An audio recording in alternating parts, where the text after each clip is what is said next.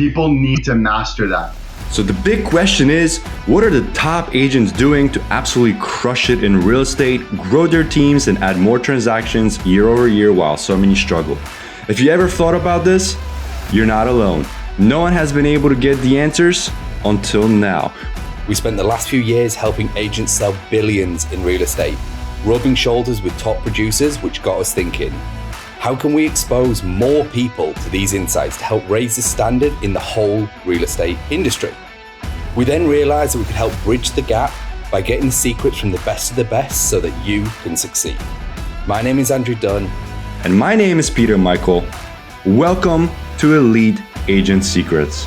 You mentioned that you were getting, 14 buyer's agreements. So I think the question that everybody that's listening to this piece is like, how the hell are you getting 14 buyer agreements in a matter of a week? What are you doing to even get those people to, first of all, raise their hand? We know that you're following up and getting them to show up. But even before that, like, how do you have 14 people saying, yes, I want to work with you, Matt? Right. So again, I have a phenomenal marketer. We know him, Shane Hillier. He does all of our lead generating. So that initial contact is the most important contact you can make. So again, calling people right away and, doing my value proposition to get them to the meeting. Now, in the meeting, we don't have enough time for me to go through my entire buyer presentation, but I literally break it down for them. And I have a questionnaire.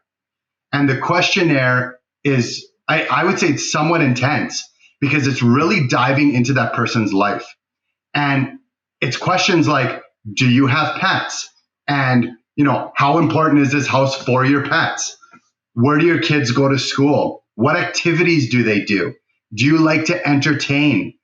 What does good customer service look like to you?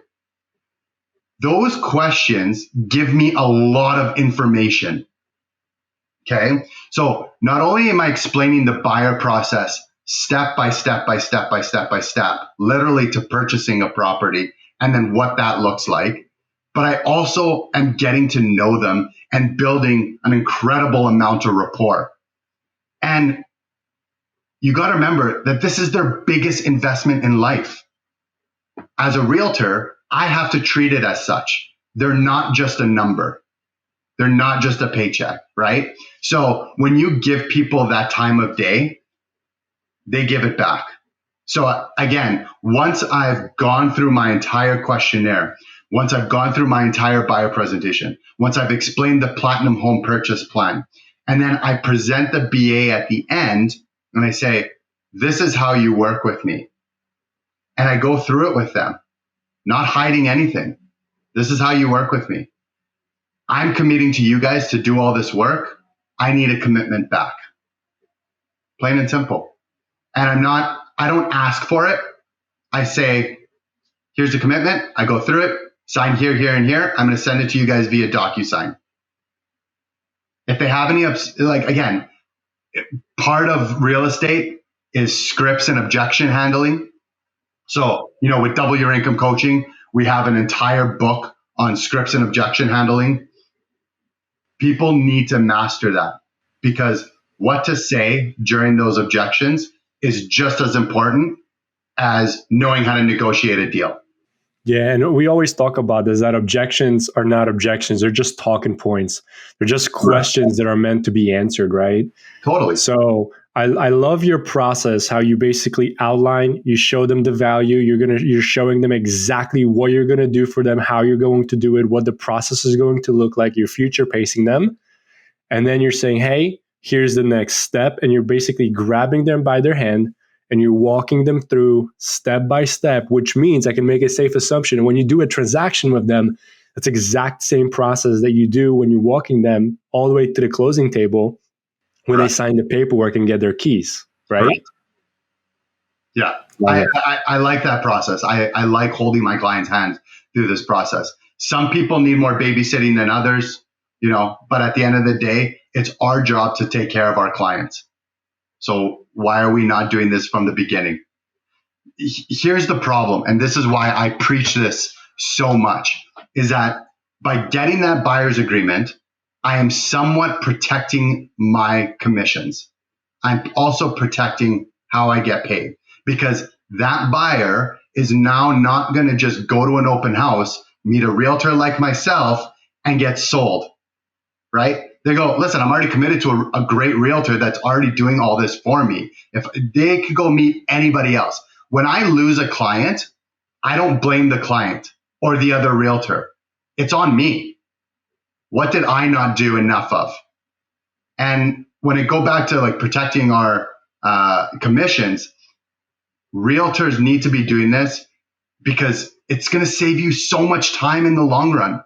I know tons of and I'm guilty for this at the beginning of my career too, just running around and showing buyers, showing everybody that's ever, hey, I want to go look at this house. Sure, let's go. You know, because you're young, you're dumb, you think you have all this time, but you end up losing those buyers because they're either working with another realtor and wasting your time, or they're not an actual potential buyer. They're not pre-qualified. You know, you haven't taken the steps to ask the right questions. So you're wasting your own time, which is inefficient for all your other clients.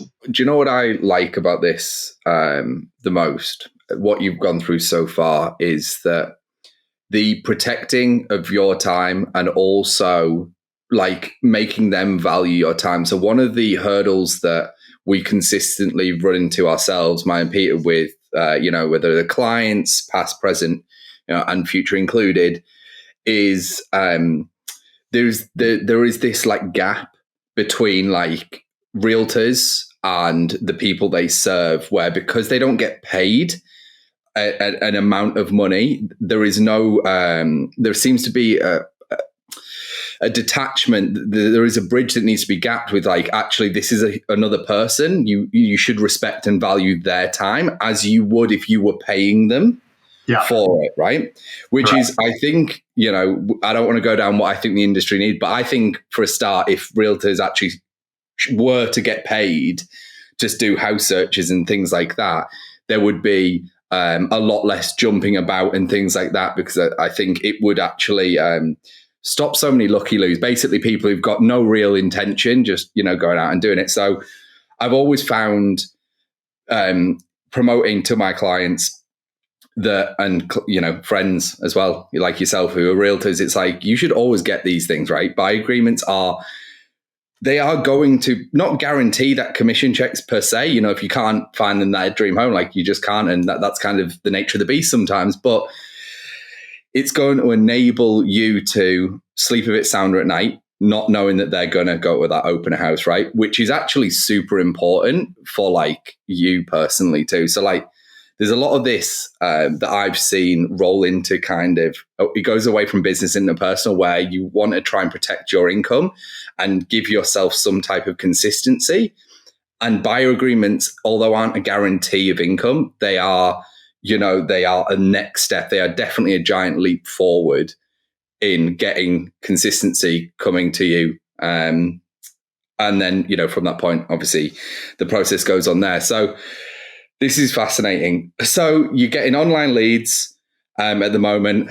To be fair, from your process that you're talking about, it could work with other avenues of getting leads. It just, if you're just speaking with them and contacting them however you want.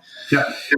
They're interested. So online leads for you though, and then contacting them, nice little script there, and then forwarding them the documents. Once they've got the documents, obviously they can see them, they can read them. You've booked in that time though, 3 times, right? Yeah. Mornings, evenings, weekends. I love that. I'm a big proponent of this. It's like, I usually do 2. Like it's either 2 times, 2 days. So I'll go, what time could you do? Could you do Tuesday or Thursday? And then they'll say one of them and I'll go, awesome. Could you do 9 or 11? Yeah. And you just give them a couple of options and it really condenses that like processing time where they're like, oh, I might not want to do blah, blah. It's like, you're not forcing their hand. It's like, this is just how humans work. This isn't like a sales thing. This is actually like humans like perception of choice. Correct. People like the idea that they get to choose, but in reality, a lot of people actually want to be kind of directed and told what to do. So giving them a couple of options is like, you get to choose, but it fits with me too, right? So they're getting that. And then, you're jumping on. And again, another little thing that just to clarify is you said you're using PandaDoc, right? Now, PandaDoc, for those that don't know, is an online, document signing tool. There's a few out there, but completely automates it, right? So they're sat there with you. You don't need a written signature, nothing like that. So this is, again, like, another step forward where it's like Zoom and PandaDoc. Are you giving them like a written copy as well that they can sit in front of them with? Or is it just all on PandaDoc? So I use DocuSign. Or DocuSign, sorry. Yeah. DocuSign, PandaDoc. I'm sure it's the same thing. PandaDoc there you go. There's two. PandaDoc's the same. Yeah, it's the same thing. There's PandaDoc, DocuSign. I think there's like HelloSign. I think there's like eSign as well. They're all, basically legally binding electronic signature platforms. Yeah. To kind of simplify it. Again, I send it to them so that they have the physical copy in their email. If they want to print it, that's up to them. And then, of course, I just DocuSign it to them right then and there. I sign it with them.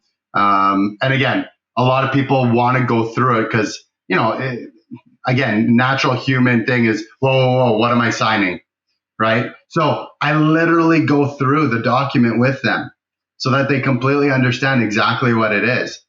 And I tell them and I make jokes throughout the process of like, oh, I've put your firstborn child in there, just to like lighten the mood of it. Because again, it is an agreement. And, with us, it's not a contract, it's an agreement, right? It's an agreement to working with each other. And back to your point of like, yeah, we don't get paid an hourly wage. So this is showing me that you're respecting my time as well.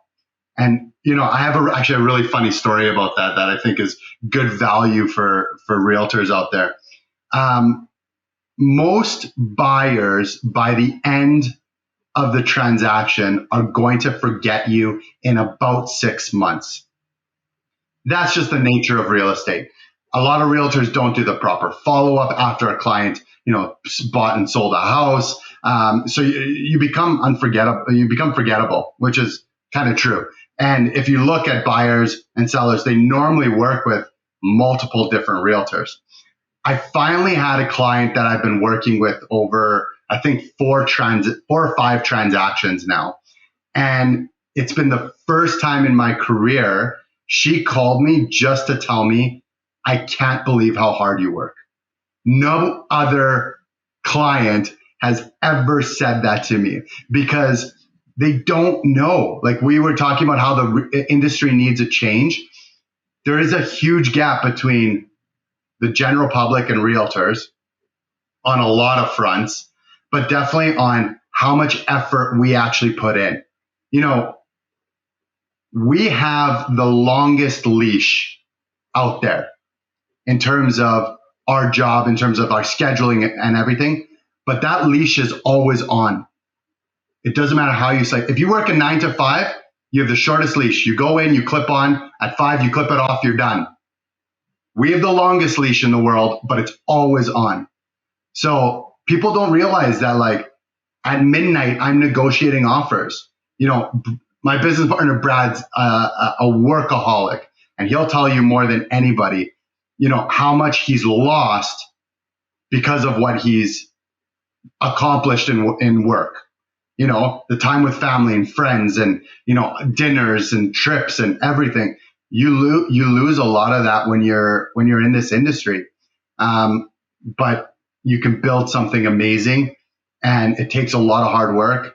And I think we need to have a better agent, which means that we need to be doing these buyer's agreements. We need to be telling people what we're going to be doing and being held to a higher standard. So I like the buyer agreement because it also holds me to a higher standard.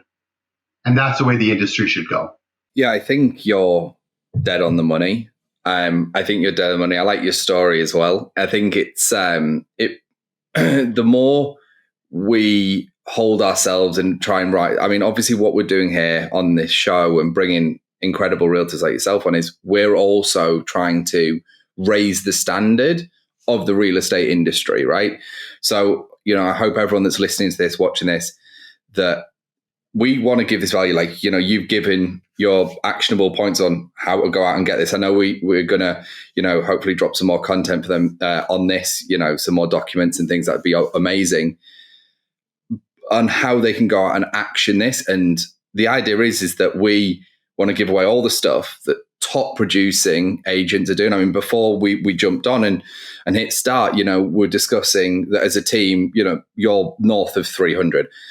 I happen also know some of the numbers. I'd say you're well north of 300 this year already, because everyone that's listening, if you haven't listened, we've actually had Brad on the show already. He is an absolute workaholic, is an understatement. For very few people is it an understatement, but for him it actually is. He's kind of a bit of a freak of nature with the amount he works, but he's damn good as well, which makes him a real rarity. And like the idea of all this content, the idea of people listening is actually go out and do this stuff, right? Like go out, follow your process, follow the little script you gave. This isn't complicated. You just got to do it. Hey, thanks for listening to this episode. Now, before you go, we're giving access to a private training we did where we revealed the top 3 niches to get listings today completely for free. So if you want access, you can go and download that training at eliteagentsecrets.com. We're regularly releasing new trainings, guides and cheat sheets, so make sure to head over to eliteagentsecrets.com and sign up so you don't miss out.